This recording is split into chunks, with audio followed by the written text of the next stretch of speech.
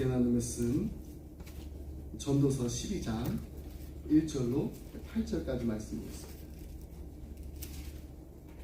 전도서 12장 1절로 8절 말씀입니다. 5절 말씀 슬라이드가 두 개니까요.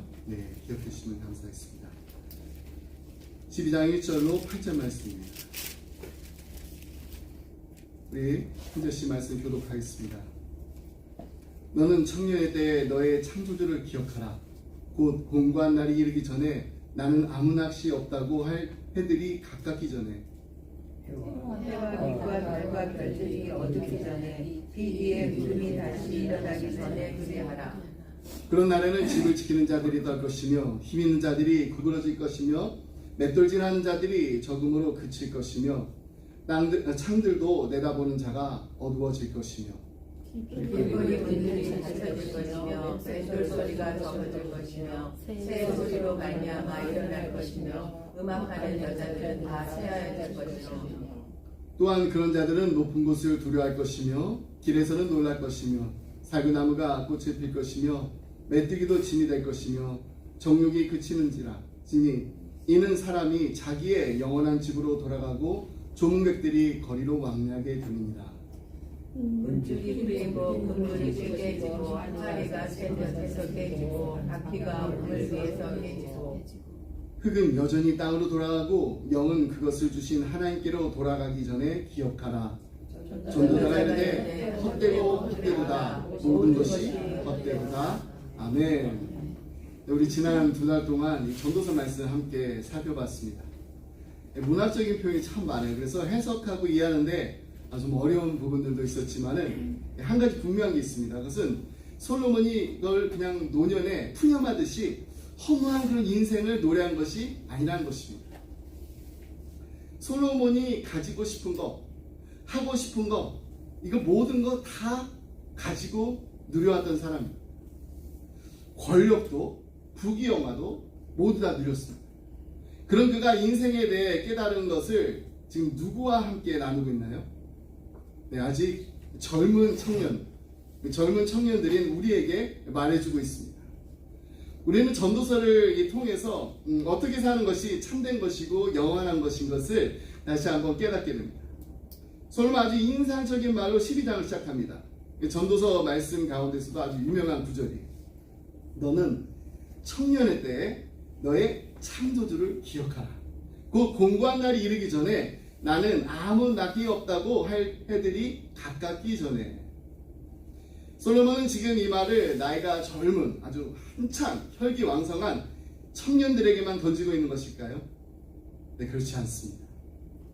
히브리인들은요 이 청년이라는 말을 새벽과 같은 개념으로 사용했습니다. 새벽이에요.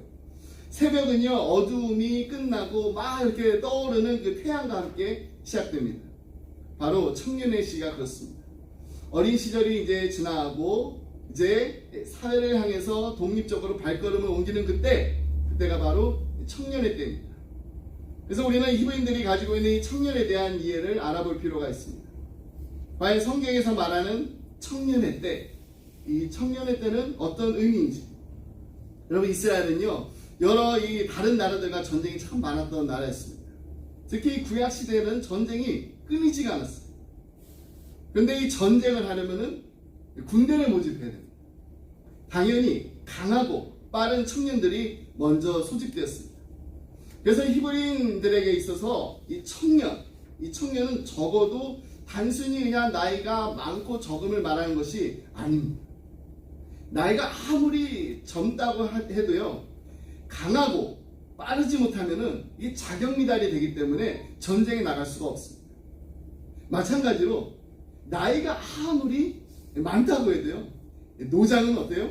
노장은 죽지 않는다. 수많은 이 전쟁 경험으로 노련하고 정말 전장에서 잔뼈가 굵은 사람들은요 전장에 나갈 자격이 있는 것입니다. 그러므로 청년은 나이를 떠나서 징집 조건에 적합한 사람을 말합니다.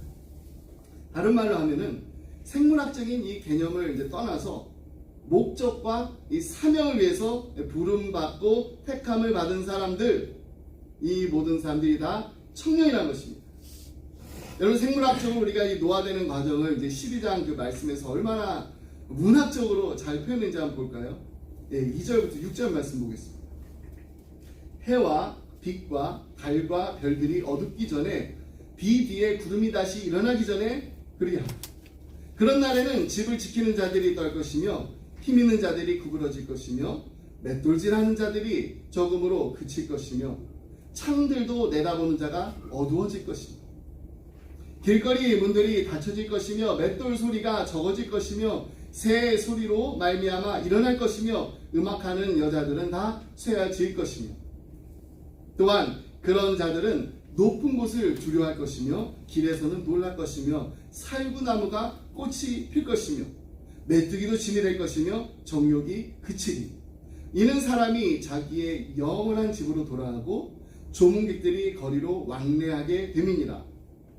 은줄이 풀리고 금그릇이 깨지고 항아리가 삼겨돼서 깨지고 바퀴가 우물 위에서 깨지고. 그럼 제가 여러분께 주보 안에다 이렇게 나누어둔 이 비교 차트를 다시 한번 볼게요. We have a Korean and English and Japanese translation. Let's look at verse 2 first. 우리 2절 말씀 먼저 보겠습니다. 이 은유적 표현이 있고요, 상징적 의미가 있습니다. 해와 빛과 달과 별들이 어둡기 전에. 무슨 의미인가요? 이 삶의 기쁨이 쇠퇴하기 전이라는 것입니다. 비 뒤에 구름이 다시 일어나기 전, 이것은 삶의 기쁨이 쇠퇴하고 어두운 면이 일기 전이라는 것입니다. Let's look at verse 3. 우리 3절 말씀입니다. 집을 지키는 자들이 떤다는 것은요, 손이 쇠약해서 떠는 현상을 말합니다. 또 힘 있는 자들이 구부러진다는 것은 또 다리가 쇠약해가지고 구부러지는 현상을 말합니다. 맷돌질하는 자들이 적음으로 그치다는 거. 여러분 맷돌 하면 뭘 생각나시나요? 맷돌 이렇게 갈잖아요. 치아들이 빠져가지고 제 기능을 하지 못하는 것을 상징합니다. 창들로 내려다보는 자가 어두워진다는 것은 이제 눈의 시력이 쇠해서 분별하지 못하는 것을 말합니다. Let's look at verse 4. 우리 4절 말씀입니다. 길거리 문들이 닫혔다는 것은, 문들이 닫혔으면 어떻게 되나요? 귀에 청력이 떨어져가지고 소리를 듣지 못하는 것을 상징합니다. 맷돌 소리가 적어졌다 했습니다. 맷돌, 치아입니다. 치아가 적어져가지고 입술을 오물거려가지고 음식을 씹는 것을 말합니다. 새의 소리로 인해서 일어나. 여러분 새의 소리 때문에 일어나시나요? 나이가 들면은 이제 잠을 잘 주무시지 못하고 일찍 일어나시죠. 음악하는 여자들이 다 쇠해졌다고 합니다. 늙음으로 인해서 노래하는 이 발성력이 쇠약해졌다는 것을 상징합니다. Let's look at verse 5. 우리 5절 말씀입니다. 높은 곳을 두려워하고 숨이 가빠짐으로 높은 곳을 오르지 못하고요. 또 길에서 놀랍니다. 숨이 가빠짐으로 평지도 또 걷지도 못해. 살구나무 꽃이 핀. 살구나무 꽃 어떤 색깔인가요? 하얀색인가요? 머리카락이 휘어져서 백발이 되는 것을 상징합니다. 메뚜기도 짐이 됩니다. 여러분 이만큼 조그만 메뚜기, 그게 짐이 돼요. 아주 적은 것이라도 힘이 붙여가지고 이제 짐이 되는 것을 말합니다. 자기 영원한 집으로 돌아간 것은 인간이 죽어서 땅에 묻히고 영이 하나님께로 돌아가는 것을 말합니다. 조문자들이 거리로 왕래한다는 것은 장례식에 초대된 이 애도자들이 왔다 갔다 하는 것입니다. So look at verse 6. 우리 6절 말씀입니다. 은줄이 풀렸다는 것은 이제 육신을 유지하는 힘이 쇠약해져서 죽게 되는 것을 말합니다. 금그릇이 깨집니다. 생명을 유지하는 힘이 끊어져서 죽게 됩니다. 항아리가 샘곁에서 깨어지고 바퀴가 우물 위에서 깨어집니다. 항아리 이렇게 심장 모습 같죠. 바퀴 이렇게 두 개가 돌아갑니다. 그러니까 심장과 호흡기관의 이 박동이 멈춰가지고 죽게 되는 것을 말하는 것입니다. Last verse 7. 7절 말씀입니다. 흙은 땅으로 돌아간다는 것은 인간의 육체가 죽어 땅에 묻힌다는 것입니다. 영은 하나님께로 돌아간다는 것은 인간이 죽어서 그 영이 하나님께로 돌아가는 것을 말합니다. 여러분 1절부터 7절 말씀 보셨는데 읽으면서 좀 마음이 해피하시나요? 좀 슬프다 그렇게 느끼시나요? 근데 여러분 이 전도서 1절 말씀에서 청년의 때 창조주를 기억하라고 했습니다. 그러면서 이 7절 말씀에서 다시 흙은 여전히 땅으로 돌아가고 영은 그것을 주신 하나님께로 돌아가기 전에 기억하라고 합니다. 한마디로 말해서 죽기 전에 기억하라는 것입니다. 여러분, 이 죽음은요, 우리 모든 기회를 다 상실하게 합니다. 죽음은 회개의 기회도, 봉사의 기회도, 또 전도와 또 기도하는 이 모든 걸 다 잃어버리게 합니다. 구원의 기회도 상실하게 합니다. 죽으면은요, 더 이상 구원의 기회도 거기서 그냥 끝나게 되는 거예요. 더 이상 초이스가 없습니다. 죽어서는 후회해도 아무런 소용이 없는 것입니다. 그렇기 때문에 우리는요, 하나님의 사명을 따라서 창조되고 부름받은 대로 열심히 살아야 돼요. 충성스럽게 살아야 돼요. 그러면 우리 모두가 다 어떻게 해요? 청년처럼 살 수가 있습니다.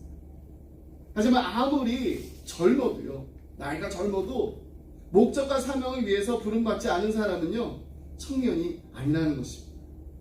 하나님의 부름을 받았는데도 목적과 사명을 따라 살지 않는다면은 청년이 아니에요.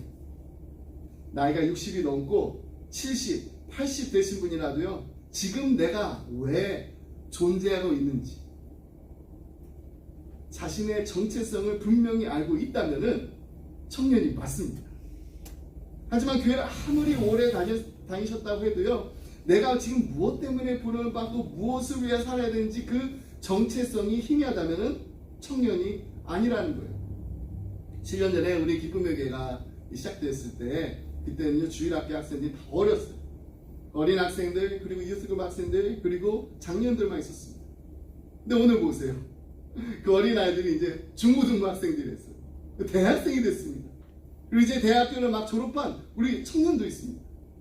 그리고 장년들과 이제 은퇴하신 시니어들이 계십니다. 그다음 우리 교회는요, 청년들이 많나요? 아니면은 시니어들이 많으신가요? 청년이 많은가요? 우리 기쁨에는 청년들이 훨씬 더 많다고 저는 생각합니다. 왜냐하면 하나님의 부름을 받고 분명한 목적과 사명을 위해서 살고 계신 분들이 많으시기 때문입니다. 아멘인가요? 아멘. 아멘인가요? 아멘. 나이가 아무리 많아도요, 나는 지금 무엇을 위해 살고 있는가? 나는 지금 무엇을 위해 살고 있는가? 이 질문에 대한 분명한 답을 가지고 계신 분들은요, 다 청년들입니다. 그래서 저는 은퇴하고 인생의 제2막을 살고 계신 분들을 돕기 위해서 공부를 하다가 노행복 그 레시피라는 그 책을 접하게 됐어요. 100세 시대를 맞아가지고 행복한 인생 2막을 살고 계신 실버 청춘, 은빛 청춘 10명의 이야기를 담은 책인데요. 이 책의 저자인 이제 박용주 박사님이 이제 한국 노인 인력 개발원장이에요. 10명의 시니어들을 이제 인터뷰한 그 내용들을 이렇게 다 담고 있는데, 이제 이런 결론을 내립니다.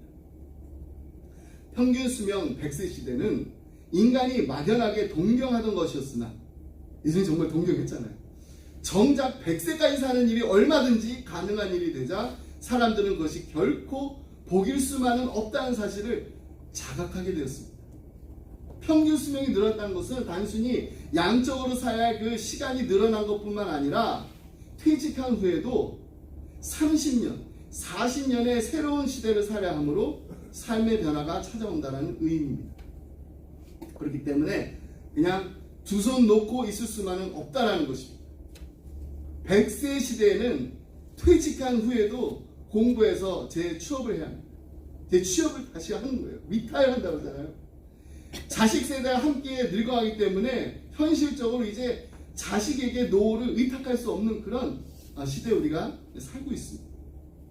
제가 이제 자식과 함께 늙어가는 어느 한 어머니의 그 동영상을 보게 됐는데요. 정말 재미있는 동영상이에요. 그래서 아주 짧은데 함께 보겠습니다. 그리고 이 동영상 끝나면 슬라이드 넘기지 마시고 잠깐 포즈 해주세요.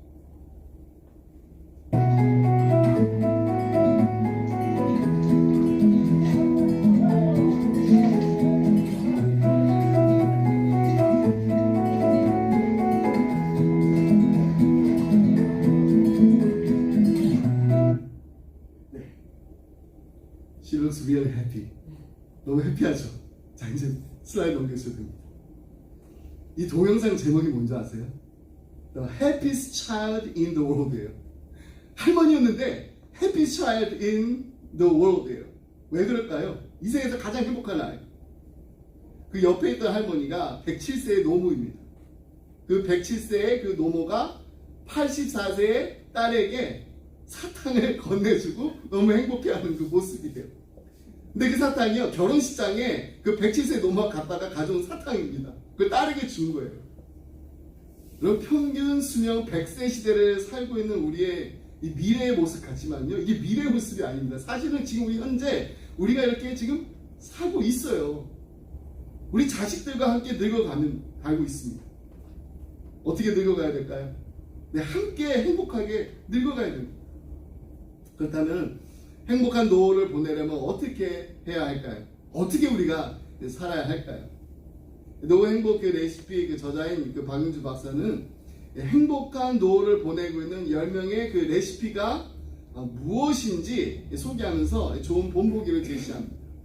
그 중에 가장 먼저 등장하는 분이 한국 철학계의 대부로 불리는 김영석 교수입니다. 우리 이제 교회 라이브러리 그 책장에 보면은요, 이 김영석 교수님 책이 있어요. 올해로 105세십니다. 105세의 김영석 교수님이 2015년 9월에 예수 성경 행간에 숨어있는 그를 만나다 이 책을 펴내시면서 노익장을 정말 과시한 분이에요. 그리고 지난 5월입니다. 얼마 되지 않았어요. 김영석 100년의 지혜라는 책이 또 출간됐습니다. 근데 이 책을 이제 읽어보면 한마디로 요약하면요, 소유했던 것을 주고 가는 인생을 말합니다. 소유했던 것을 주고 가는 것. 이 김영석 교수님이 어린 시절에 굉장히 약해졌어요. 하나님께 기도했습니다. 하나님께서 제게 생명과 건강을 주시면은 저를 위해 살지 않고 주님께서 맡겨주신 일을 위해서 정말 열심히 살겠다, 이렇게 간절하게 기도했어요. 결국 다른 사람 못지않은 건강을 유지하시면서 지금도 바쁜 나날을 보내고 계십니다. 근데 김영석 교수님이 한참 전입니다. 60세가 되셔서 이제 자식들과 이제 자신의 생활을 이제 분리해서 경제적으로 독립하셨어요. 근데 세상에서 가장 나쁜 것이 공짜라고 말합니다. 그래서 노인들이 무턱대고 복지 혜택 다 이렇게 누리는 거 지향해야 한다고 좀 주장하시는 분이에요. 젊었을 때는 용기 있는 사람이, 장년기에는 신념 있는 사람이, 나이가 들어서는 지혜 있는 사람이 잘 산다라고 하십니다. 그러면서 나이가 많다라고 마음대로 행동할 것이 아니라 타인을 배려하고 약속을 지키는 거, 이게 바로 노인의 지혜라고 강조하십니다. 그리고 본능적으로 느끼는 이 죽음에 대한 그 두려움 있잖아요. 그 두려움을 극복하는 길은 사랑하는 사람이든 이웃이든 국가든 내 생명보다 더 귀한 것을 위해 사는 것, 이것이 두려움을 없애는 것이다. 오늘 솔로몬이 이 젊은이들에게 던졌던 말이 바로 김영석 교수님이 하신 말씀과 일맥상통합니다. 60이 넘은 분이라 자신의 정체성이 분명하다라는 청년이 맞습니다. 나는 청년입니다. 김영석 교수님 인생 최고의 시기를 보통 사람들이 이제 노년기로 보는 65세에서 75세라고 말합니다. 인생 최고의 시기가 65세에서 75세. 왜 그럴까요? 몸은 노쇠합니다. 하지만 인간적으로나 또 학문적으로 가장 성숙해지는 시기이기 때문에, 그래서 인생 최고의 시기가 65세에서 75세입니다. 철학 교수인 그의 이 철학은요, 이 나이가 들었다 해서 노년기가 아니라 정신적인 성장이 멈추고 또 사회적인 활동이 끝나는 그때를 이제 노년기로 여겨야 한다는 것입니다. 이 김영수 교수님이 철학에 따르면은요, 이분이 그냥 철학자가 아니에요. 크리스천이에요. 아주 100세 시대를 온몸으로 살아가고 있는 자신의 삶이 아직 노년기가 되려면 멀었다고 합니다. 여러분, 우리도 마찬가지입니다. 아직까지도 우리가 나눌 수 있는 게 있고 베풀 수 있는 게 있고 또 할 수 있는 게 있다면은 우리는 아직도 청년의 때를 살고 있는 것입니다. 청년의 때에 나를 지으신 하나님을 기억하라. 나를 지으신 하나님을 기억하면서 내게 주신 사명과 목적을 이루기 위해서 끝까지 충성하며 하루하루를 살아가는 하나님 보시기에 아름다운 인생들이 다 되시기를 주님의 이름으로 축복합니다. 말씀 맺습니다. 지난 2015년 연말에 이제 11월이었는데요. 카이스트에 75억 이 부동산을 기부한 한 부부의 이야기를 듣게 됐어요. 이들 부부는요, 수십억의 재산을 가지고 있었다고 합니다. 하지만 이 집 밖에 나가면은요, 5,000원이 넘는 음식은 쳐다보지도 않았대요. 5,000원. 구멍통이 양말은 어떻게 했나요? 꿰매고 또 꿰매가지고 그렇게 신었습니다. 여러분, 우리도 예전에 그랬잖아요. 양말 구멍 나면. 서울우이동에 상가가 있었고요. 경기도 의정부시에 건물이 있었습니다. 75억 상당의 이 부동산을 이 카이스트에 기부하기로 약속한 이승웅 조정자 부부의 이야기를 여러분들과 나누기 원합니다. 이들 부부는요, 2000년대 초에 뒤늦게 이제 부부의 연을 맺게 됐습니다. 외동딸로 자라가지고 이제 부모로부터 적지 않은 그 재산을 물려받은 이 부인이 결혼 당시 남편에게 특별한 제안을 했다고 합니다. 우리가 가진 돈을 자식들한테 다 줘봐야지 뭐 하겠어. 우리 이 돈을 꼭 사회에 환원해서 좋은 일을 합시다. 남편과 그의 두 아들도 이에 이제 흔쾌히 동의했는데요. 하지만 이 기부하는 거, 여기에 대해서는 또 다 동의한 게 아니었다고 해요. 기부하는데. 남편이 인터뷰에서 이렇게 말했습니다. 나는 소년소녀 가장, 그리고 부인은 과학 인재를 위해서 기부하자. 이렇게 해서 의견 대립이 또 있었는데, 하지만 기부 자체에는 이견이 없었습니다. 이들 부부가요, 기부 약정식을 위해서 이제 카이스트를 방문했습니다. 이제 아내 쪽에 이제 그 말을 들은 거예요. 두 아들에게는 이제 집을 이제 마련해주고 나머지 재산이 부동산을 다 정리해가지고 카이스트에 이제 유증을 한 거예요. 이제 유언으로 타인에게 증여하는 그런 형식으로 기부하기로 했습니다. 아내분이 낡은 운동화에 손잡이에 꿰맨 그 자국이 있는 그 가방을 어깨에다 이렇게 메고 들어옵니다. 운동화는요, 6년 전에 산 거예요. 가방은요, 시장에서 9,900원에 샀답니다. 그러면서 하시는 말씀이 우리에게 너무나도 도전과 감동을 줍니다. 우리나라 젊은이들이 해외 대회에서 상을 받았다는 뉴스를 들으면 가슴이 벅찹니다. 작은 뜻을 이룰 수 있어서 너무너무 기쁩니다. 훌륭한 학생들을 많이 키워준다면 더 이상 바랄 게 없습니다.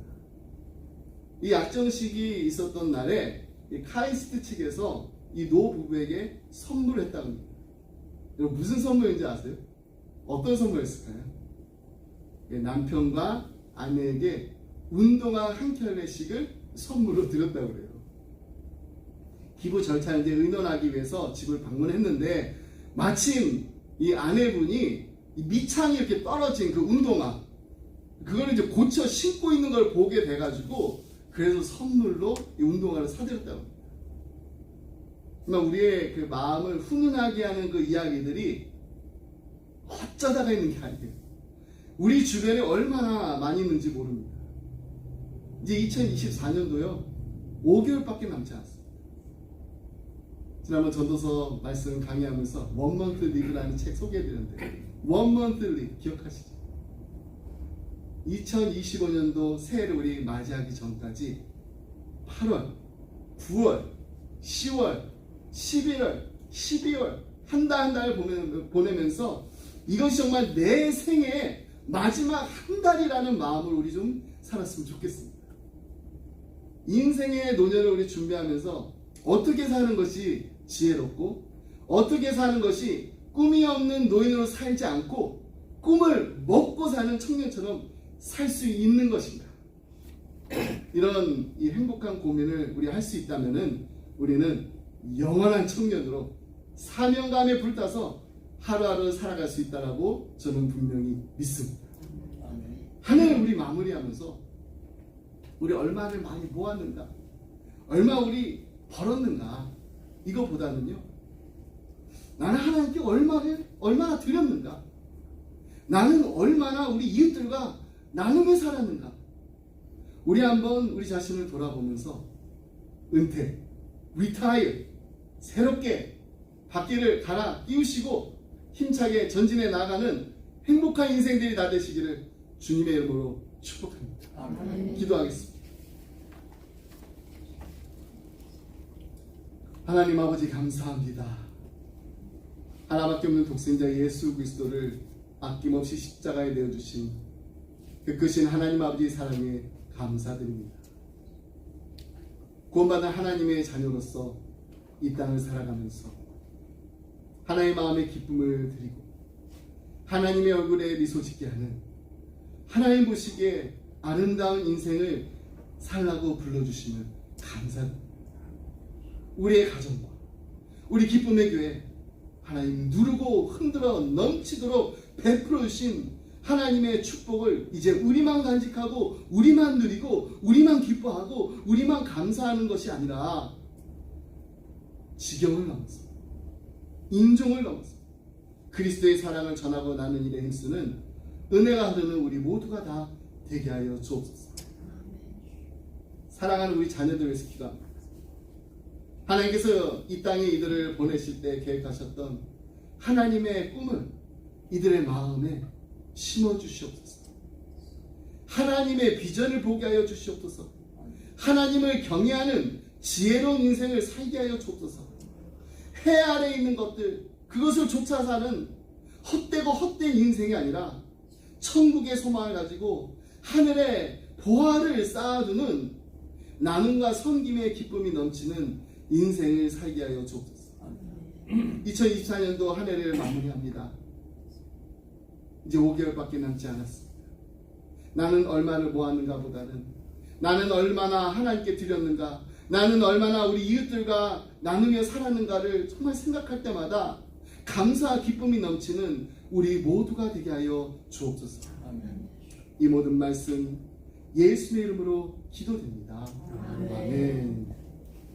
자리에는 함께 주기로 말씀드리겠습니다.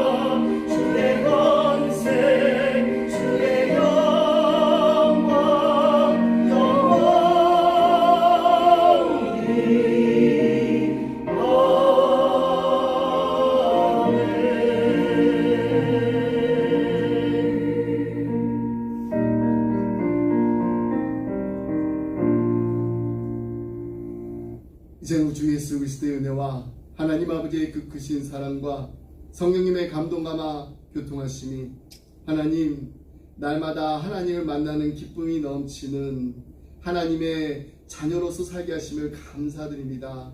하나님 이제 우리가 이 기쁨을 우리만 누리고 우리만 감사하며 우리만 간직하는 것으로 그치는 것이 아니라 우리 사랑하는 이웃들에게 이 기쁨을 전하며 나누게 하여 주시옵소서. 하나님 우리의 움켜진 손을 피게 하여 주시옵시고 우리의 굽어진 손을 피사 예수님의 따뜻한 손길을 내밀어서 예수님의 사랑과 복음을 전하는 2024년도 한 해를 잘 마무리해서 하나님께 감사와 기쁨의 열매를 드리는 우리 모두가 되게 하여 주시옵소서.